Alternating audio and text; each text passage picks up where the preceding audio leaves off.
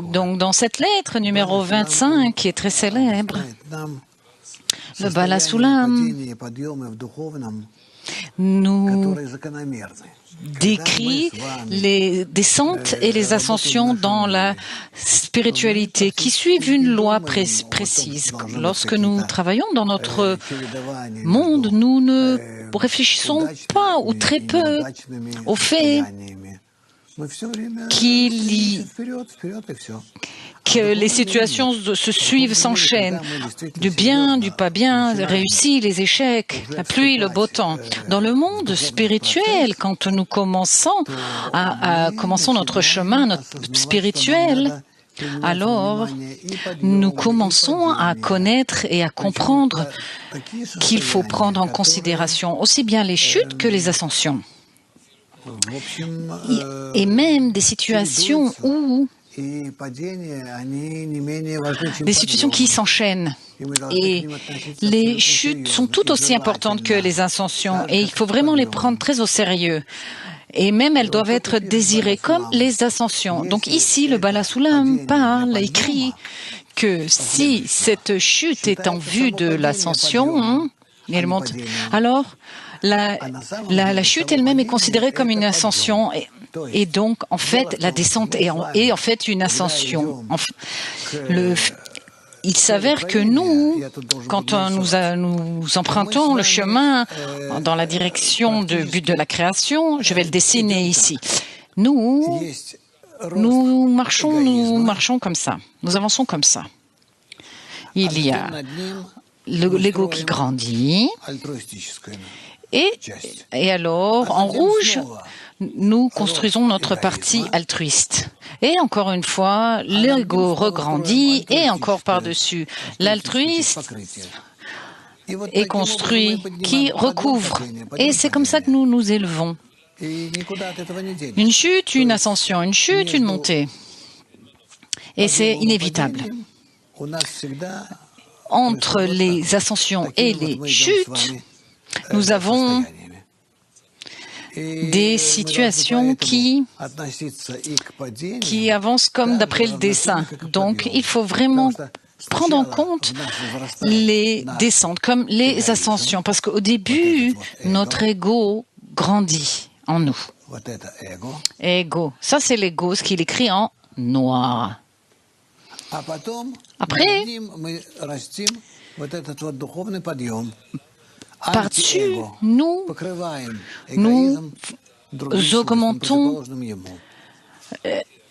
l'anti-égoïsme grâce à son attribut opposé. Et là, il écrit, je ne sais pas écrit quoi, donner, altruisme. Il écrit altruisme.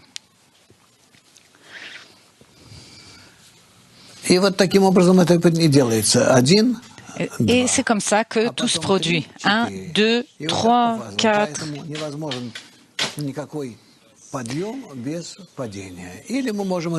Il ne peut pas y avoir d'ascension sans chute. Ou on peut dessiner ça autrement. Une ascension et une chute, une montée et une descente. Une montée et une descente.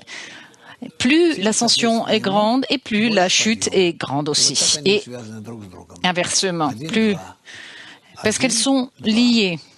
1, 2, 1, 2 à chaque fois. Je n'écris pas 3, 4 parce que ce qui nous compte pour nous, c'est les phases 1, 2. Tout commence par une chute, comme il est écrit dans la Torah. Il y eut un soir, il y eut un matin, jour 1. Tout commence par l'obscurité. Alors, à propos de l'histoire, qui nous explique toute cette idée. Ressemble à un homme très riche qui avait un fils unique très jeune. Un jour, ce riche devait partir en voyage très loin pour plusieurs années. Et l'homme riche avait peur que son fils ne gaspille tous ses biens considérablement. Et donc, il fit preuve d'intelligence et convertit tous ses biens en pierres précieuses et bijoux et en or. Il a fait également construire une grande cave sous terre et y enfouit tout son or et ses pierres précieuses et y installa également son fils. Et il appela ses fidèles serviteurs et lui ordonna de garder son fils et de l'empêcher de sortir de la cave jusqu'il ait 20 ans. Chaque jour, il lui apportait à manger et à boire, mais en aucun, il ne devait y descendre avec des torches et des bougies.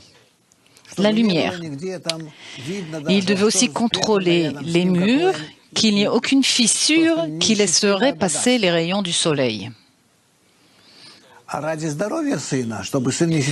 Et pour sa santé, il le sortait, tirait de la cave chaque jour pendant 1 heure et se promènerait avec lui dans les rues de la ville, mais sous stricte surveillance pour qu'il ne s'enfuit pas. Et quand il aura 20 ans, quand il aura 20 ans, alors il lui donnera des bougies et lui ouvrirait une fenêtre dans cette cave et le laisserait sortir. Et il pourra faire ce qu'il voudra. À quoi ça ressemble? Ça ressemble à notre état. Cette histoire parle de notre état, notre situation.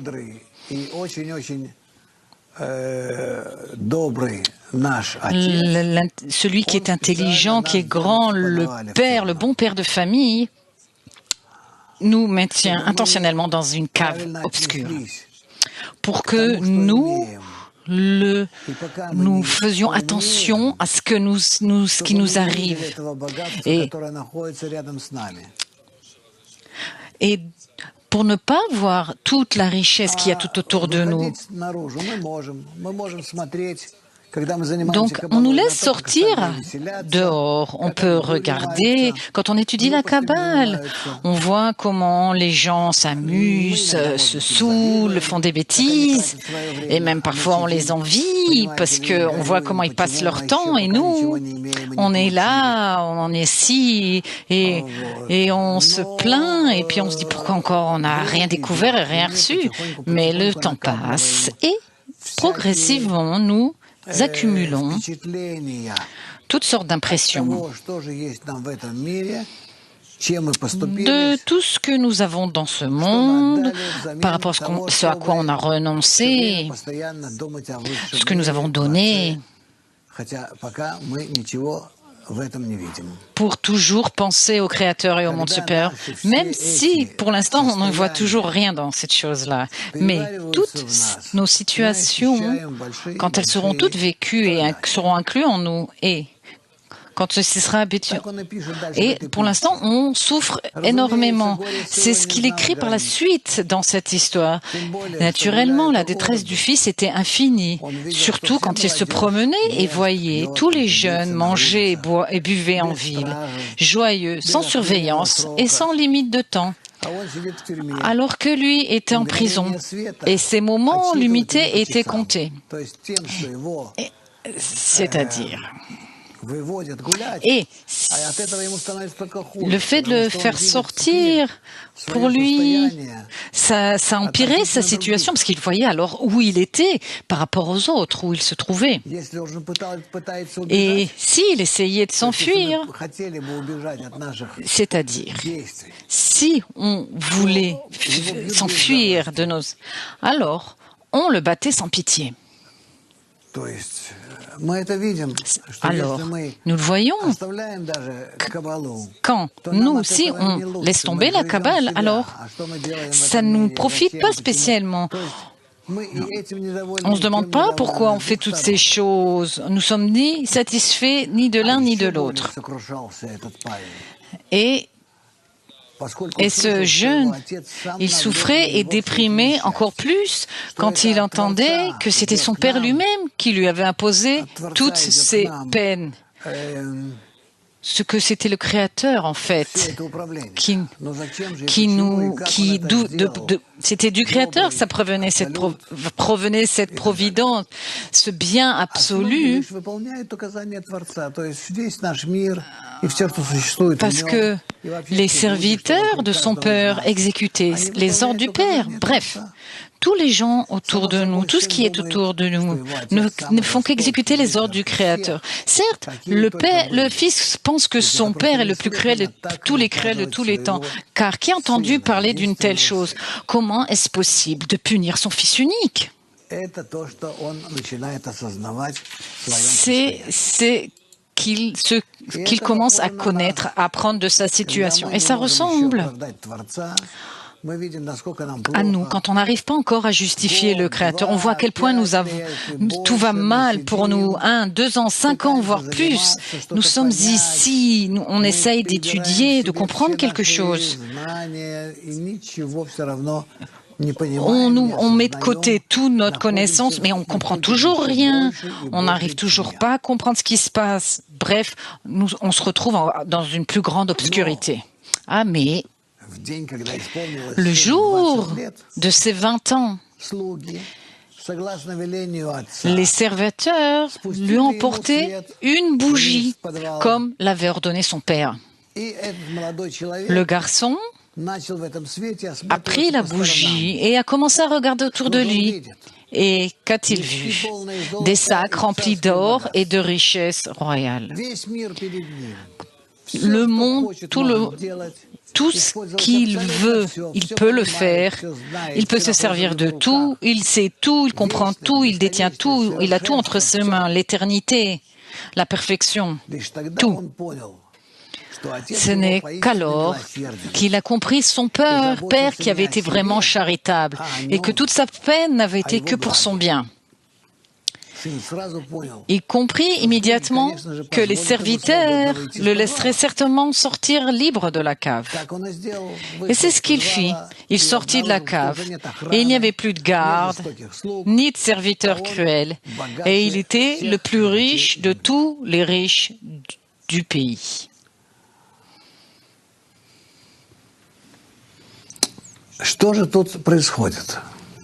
Alors, qu'est-ce qui s'est passé ici? Le Bala Sulam écrit, en fait, que rien de nouveau s'est passé ici, uniquement à l'intérieur, au sein de ce jeune garçon, cet adolescent. Il a pris connaissance d'où il se trouvait et qui il était, alors qu'en fait, pas plus que ça. C'est simplement, il s'est avéré qu'il était très riche toute sa vie, même si dans sa sensation, il était très pauvre, déprimé, au fond d'un trou toute sa vie. Et il enviait tous les jeunes qui s'amusaient, se promenaient, qui étaient libres, et le soir qui sortaient, aller prendre un café, etc., et se rencontrer. Et lui était malheureux.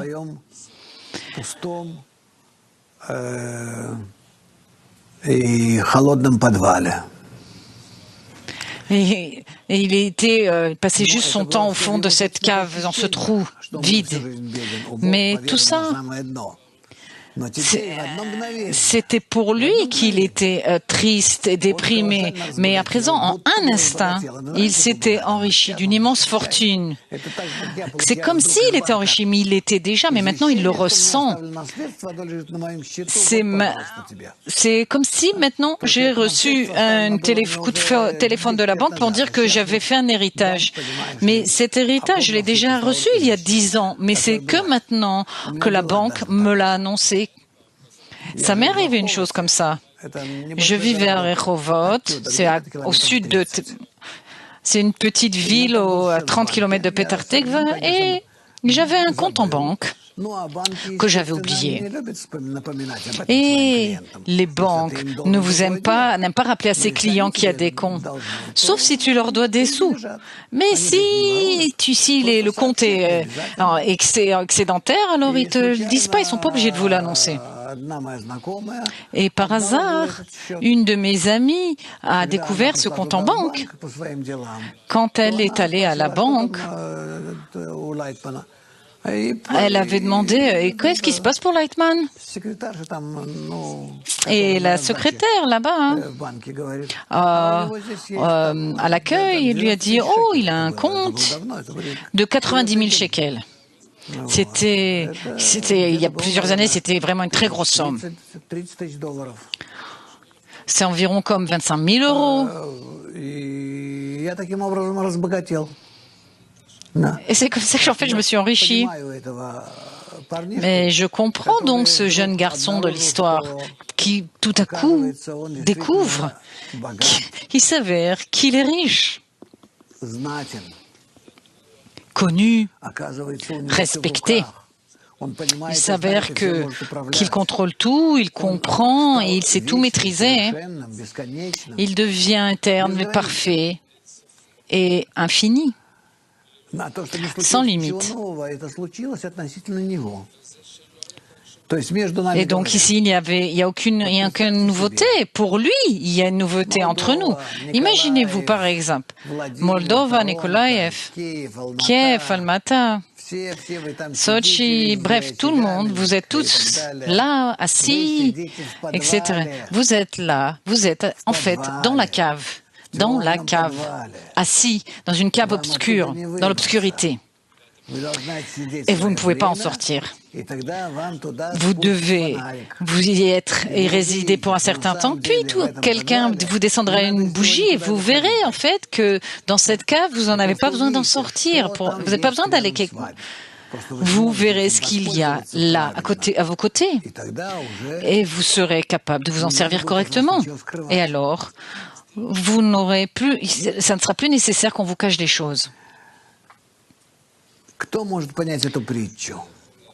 Qui peut comprendre cette histoire? Une personne que cette cave, ici, le Baal HaSulam écrit ainsi, que la cave et que la surveillance et cette attente, le fait de comprendre la compassion de son père, et que sans cela, le garçon ne saurait pas été aussi riche que son père. Il faut éduquer le garçon de cette façon pour lui préparer de nouvelles sensations. Et en fait, les malveillances sont en fait des mérites et non pas des erreurs. Et avant que le fils soit aussi riche que son père, il pensait mais après être redevenu riche, il voit que tout cela était la compassion de son père et non de la cruauté. Il faut comprendre que tout le lien d'amour entre le père et son fils unique dépend de la prise de conscience de la compassion du père pour son fils. Et ça se fait à travers la cave, l'obscurité et la stricte surveillance. C'est pour que le fils découvre les grands efforts et la profonde sagesse dans la compassion de son père. Pour voir cette compassion, parce qu'il a grandi et qu'il peut apprécier cela. C'est l'histoire de notre état, notre situation.